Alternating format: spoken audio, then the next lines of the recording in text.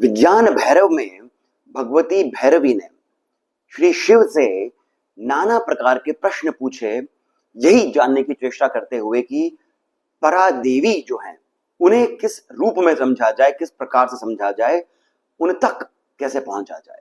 और फिर शिव जो हैं, परम शिव जो हैं, परम तत्व जो हैं, उस तत्व के भी परे जो हैं, उन तक भी किस प्रकार से पहुंचा जाए। तब उन सभी प्रश्नों का उत्तर देते हुए, उन सभी प्रश्नों का समाधान देते हुए श्री शिव ने 112 तरीके बताए हैं, धारणाएं बताई हैं, जिनको आप करके एक अद्वैत भाव तक पहुंच सकते हैं, साथ ही साथ सिद्धियों की भी प्राप्ति कर सकते हैं। इस संसार में रहते हुए आप अद्भुत रूप से परादेवी, उस बिंदु की आप कृपा के पात्र बन सकते हैं।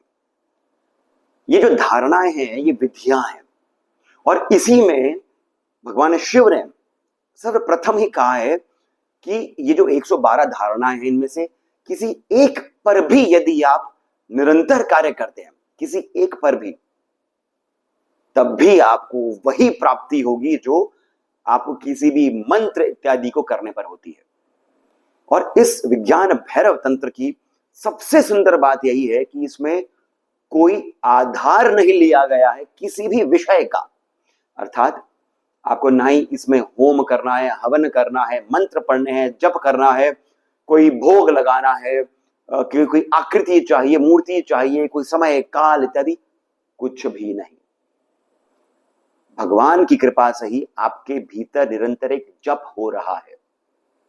हमसह उस जप को ही आप देखिए, देखने की चेष्टा करिए, कल्पना करिए, बस। और उसी को किस प्रकार से करना है, उसकी विधियां 112 बताई हैं। अब यहां पर हम 103वीं जो विधि है उसकी चर्चा करते हैं, क्योंकि ये विधि जुड़ी है कामनाओं के साथ। भगवती कामाख्या, ललिता त्रिपुरा सुंदरी, कामेश्वर के साथ श्री नीम करोली जी महाराज की बातों के साथ। तो आइए पहले हम ध्यान करते हैं, समझते हैं कि ये धारणा है क्या, फिर हम आगे चर्चा करते हैं।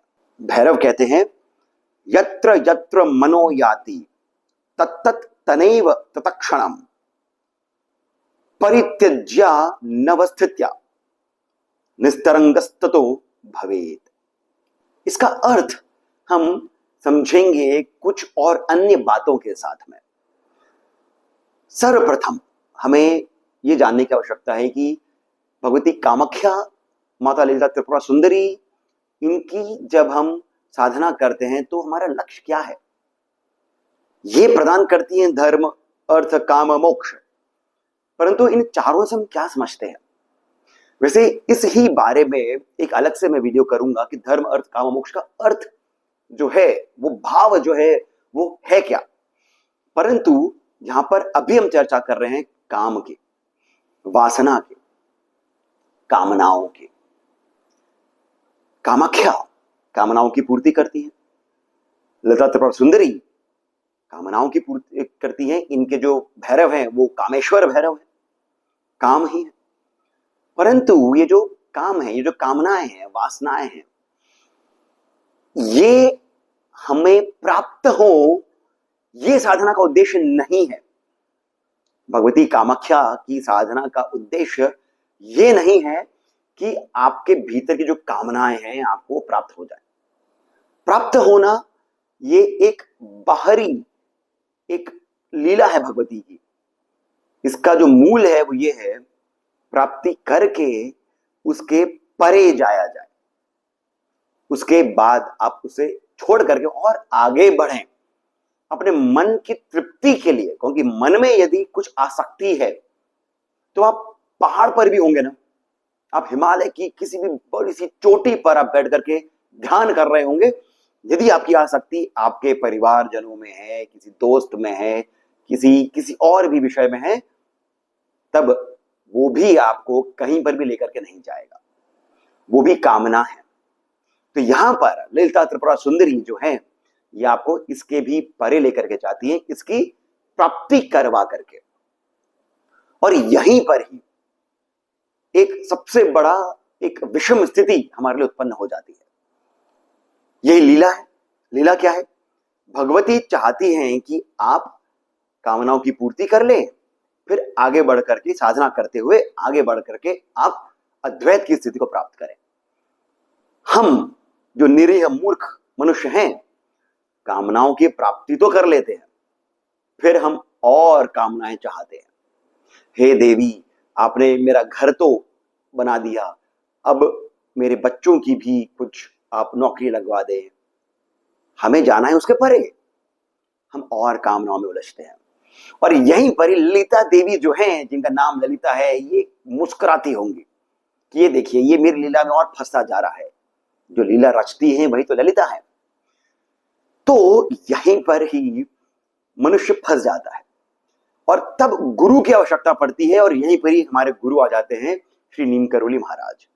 ऐसा ही उपदेश श्री रमण महर्षि ने भी दिया है कि क्या करा जाए जब हमारे भीतर काम की उत्पत्ति हो जाती है।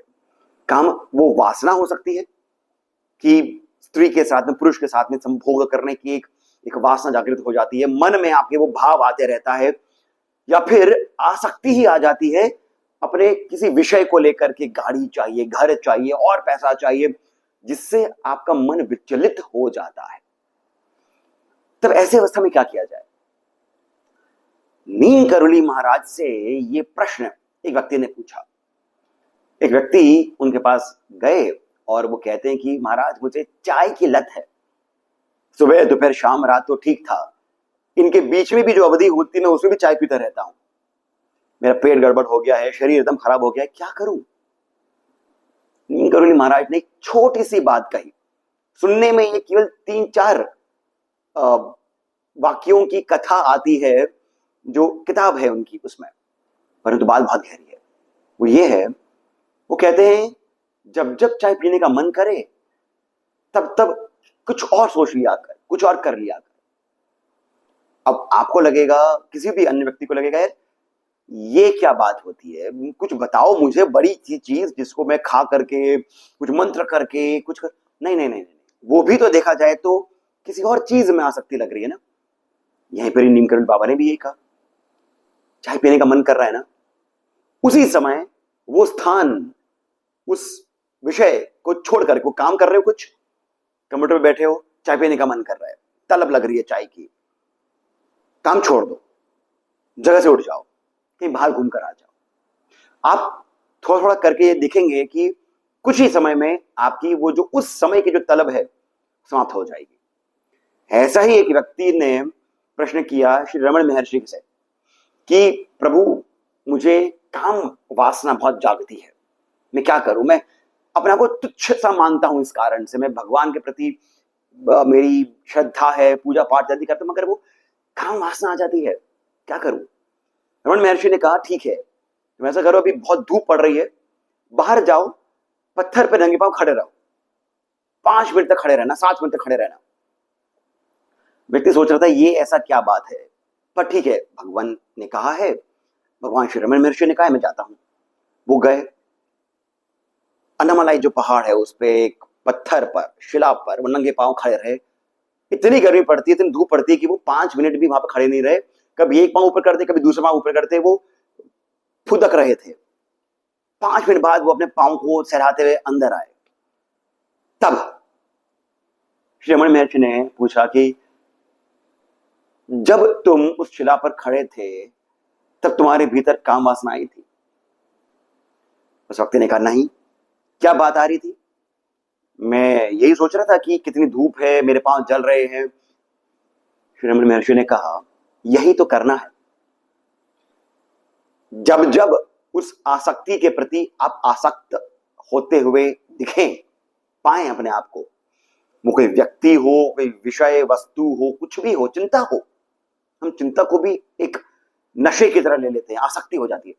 जब भी ऐसा हो, उस स्थान को आप छोड़ दें, कुछ और चीज उठा लें। ये बार बार करने से, इसका अभ्यास करने से आपको उस आसक्ति से मुक्त होने में सुविधा होगी। ऐसा होगा ही होगा। अब हम आते हैं विज्ञान भैरव तंत्र में।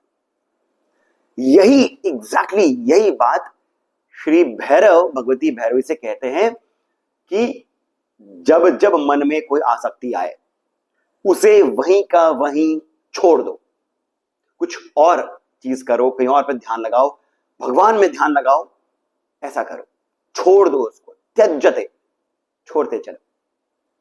ये सुनने में जितनी सरल सी लग रही है उतनी ही ये असरदार है, बहुत ज्यादा असरदार है। आप यदि सिगरेट पीते हैं, शराब पीते हैं, या फिर आप यदि कुछ खाने के शौकीन है, चाय पीने इत्यादि के शौकीन है, तो एक समय आता है 5 बजे 6 बजे आपका मन करता है यार कुछ खाया जाए, मौसम बदल जाता है, बारिश सा मौसम हो रहा है, तो आपके मन में आ जाएगा पकौड़े खाए जाएं कुछ, फिर आप कहते हैं पेट खराब हो रहा है, हेल्थ खराब हो रही है। जब भी ऐसा हो आप उस बात से अपना मन हटाएं, कुछ और कर लें। जब भी चाय पीने का मन करे कुछ मोबाइल खोल ले, इस चैनल को देखना शुरू कर दें, भगवान का ध्यान कर ले, कुछ भी और अलग करें। आप देखेंगे, और ये साइंटिफिक भी है क्योंकि ये बॉडी क्लॉक के हिसाब से चलता है।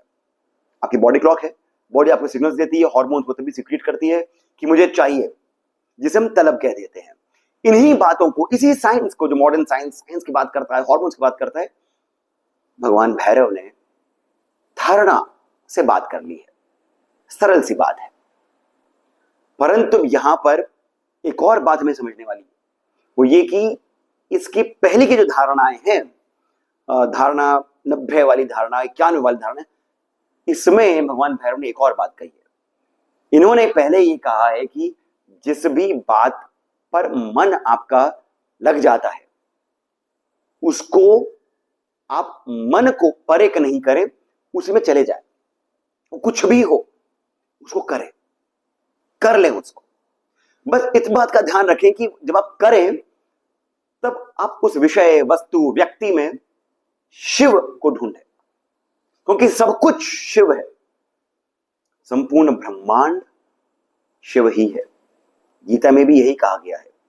कृष्ण ये कहते हैं कि मैं किसी में नहीं हूं, सभी मुझ में है। जब सभी उन्हीं में है तो सभी कुछ तो गुथा गुथा है, हम भी वही है, वही हम है। तो यहां पर विज्ञान भैरव तंत्र में श्री भैरव कहते हैं, पहले जो कहते हैं कि आपको कुछ भी करना हो, जहां पर आपकी एक इच्छा प्रबल होती है उसमें लग जाएं, कर लें, परंतु किस प्रकार, उसको शिव स्वरूप मानकर।